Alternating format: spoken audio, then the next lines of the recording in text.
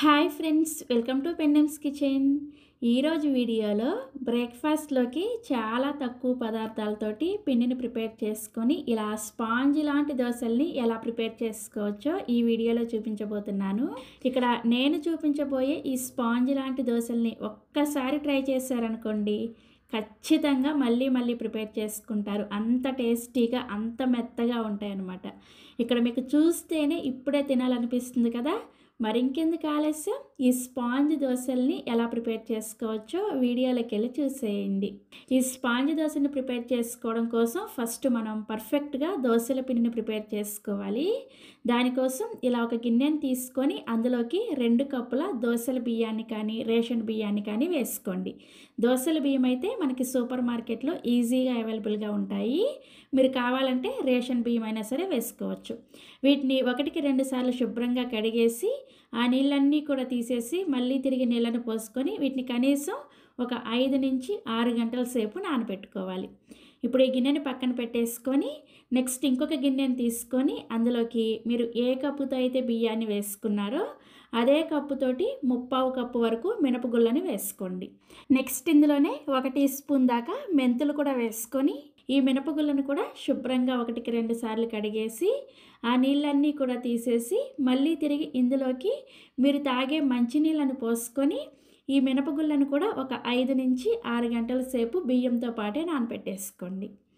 Next ఇంకొక గిన్నెని తీసుకొని అందులోకి ఒక 3 టేబుల్ స్పూన్ల దాకా లావుగా ఉండే సగ్గు బియ్యాన్ని వేసుకోండి. సన్నగా ఉండే సగ్గు బియ్యం కాకుండా ఇలా లావుగా ఉండే సగ్గు బియ్యాన్ని 3 టేబుల్ స్పూన్లు వేసుకొని వీటిని కూడా ఒకసారి కడిగేసి ఇందులో కూడా మీరు తాగే మంచినీళ్ళను పోసుకొని ఈ సగ్గు బియ్యాన్ని కూడా బియ్యం మినపగుళ్ళతో పాటుగా ఒక 5-6 గంటల సేపు నానబెట్టుకోవాలి.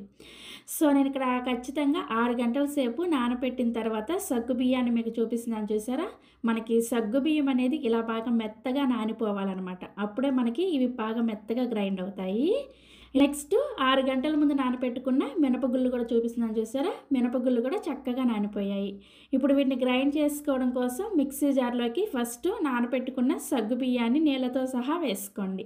నెక్స్ట్ ఇందులోనే మినపగుళ్ళను కూడా నానబెట్టుకున్న నీళ్ళతో సహానే వేసుకొని అవసరమైతే ఇంకొద్దిగా నీళ్ళని వేసుకొని ఈ సగ్గు బియ్యాన్ని అండ్ మినపగుళ్ళని బాగా మెత్తగా వెన్నలాగా గ్రైండ్ చేసుకోవాలి.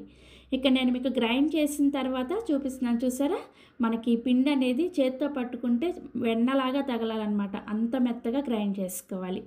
ఇలా గ్రైండ్ చేసుకున్న ఈ పిండిని ఒక గిన్నెలోకి వేసుకోండి. నెక్స్ట్ 6 గంటల ముందు నానబెట్టుకున్న బియ్యం చూసారా. బియ్యం కూడా చక్కగా నానిపోయాయి కదా. ఇప్పుడు ఇందులో ఉన్న ఎక్స్ట్రా నీళ్ళన్నీ కూడా తీసేసి ఈ బియ్యాన్ని మాత్రమే మిక్సీ జార్లోకి వేసుకొని తగినన్ని నీళ్లు పోసుకుంటూ ఈ బియ్యాన్ని కూడా బాగా మెత్తగా గ్రైండ్ చేసుకోండి. మనకి స్పాంజ్ దోశలు కావాలి అంటే పిండిని బాగా మెత్తగా గ్రైండ్ చేసుకోవాలన్నమాట. సో ఇలా గ్రైండ్ చేసుకున్న ఈ బియ్యం పిండిని కూడా మనం ముందుగా గ్రైండ్ చేసుకున్న మినప్పిండి, సగ్గు బియ్యం పిండి ఉంది కదా, అందులోకి వేసుకొని ఈ 2 పిండిలు కూడా చక్కగా కలిసేటట్లుగా మీ చేత్తోనే కలుపుకోండి. చేత్తో కలుపుకున్నారంటే పిండి చక్కగా ఫర్మెంట్ అవుతుందన్నమాట. సో ఒక 2 నిమిషాల పాటు పిండిని ఇలా కలుపుకున్న తర్వాత దీని మీద మూత పెట్టేసి ఈ పిండిని కనీసం ఒక 8 నుంచి 10 గంటల సేపు రూమ్ టెంపరేచర్లోనే పులియబెట్టుకోవాలి. పిండిని గ్రైండ్ చేసిన వెంటనే ఫ్రిడ్జ్లో పెట్టకుండా రూమ్ టెంపరేచర్లోనే వదిలేశారంటే పిండి చక్కగా పులుస్తుంది అనమాట. మీరు కావాలంటే ముందు రోజు ఈవినింగ్ గ్రైండ్ చేసేసుకొని నెక్స్ట్ డే ఉదయాన్నే చక్కగా దోశలు వేసుకోవచ్చు. సో నేను కూడా ఇక్కడ ముందు రోజు ఈవినింగ్ గ్రైండ్ చేసేసుకొని నెక్స్ట్ డే ఉదయాన్నే మీకు చూపిస్తున్నాను, చూసారా. పిండి మనకి పైకి ఇలా పొంగి చక్కగా పులుస్తుంటుంది అనమాట. పిండి కలిపిన తర్వాత చూసారా పిండిలో ఎయిర్ గ్యాప్స్ ఏ విధంగా కనిపిస్తున్నాయో.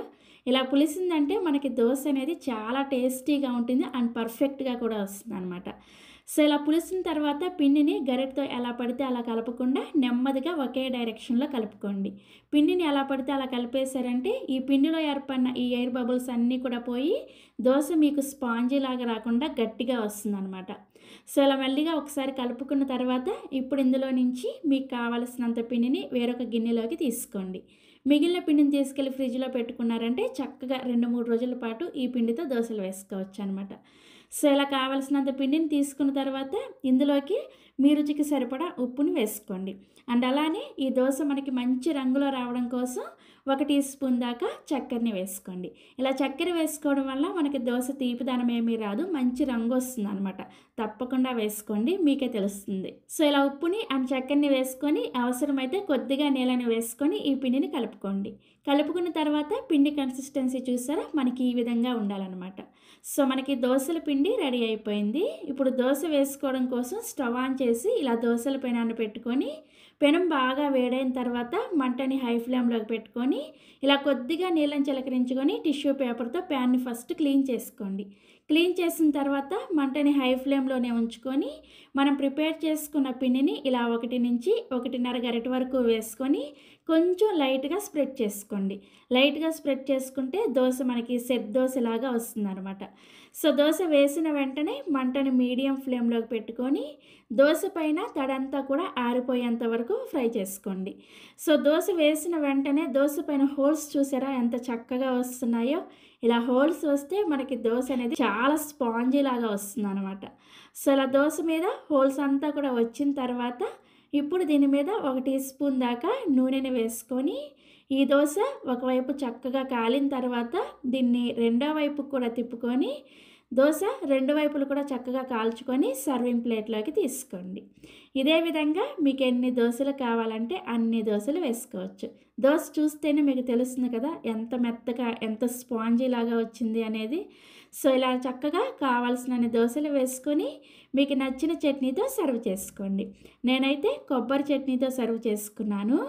చాలా చాలా టేస్టీగా ఉన్నాయి. మీకు చట్నీ రెసిపీస్ ఏమైనా కావాలి అంటే ఈ వీడియో కింద డిస్క్రిప్షన్లో మన ఛానల్లో ఉన్న చట్నీ రెసిపీస్ అన్నీ పెడతాను, ఒకసారి చెక్ చేయండి. ఇక నేను మీకు ఒక దోశ చూపిస్తున్నాను, చూసారా ఎంత సాఫ్ట్గా ఉంది అనేది. దోశ చూస్తే ఇప్పుడే తినాలనిపిస్తుంది కదా. మరి ఇంకెందుకు ఆలస్యం, రేపు ఉదయం బ్రేక్ఫాస్ట్ కోసం మీరు ఇప్పుడే ప్రిపరేషన్ స్టార్ట్ చేసేయండి. సో తప్పకుండా ట్రై చేస్తారు కదా. ట్రై చేసిన తర్వాత ఈ టేస్టీ దోశ రెసిపీని మీ ఫ్రెండ్స్కి రిలేటివ్స్ కూడా షేర్ చేసి మరిన్ని ఎమ్మీ రెసిపీస్ కోసం పెండెమ్స్ కిచెన్ని సబ్స్క్రైబ్ చేసుకోండి. Thank you.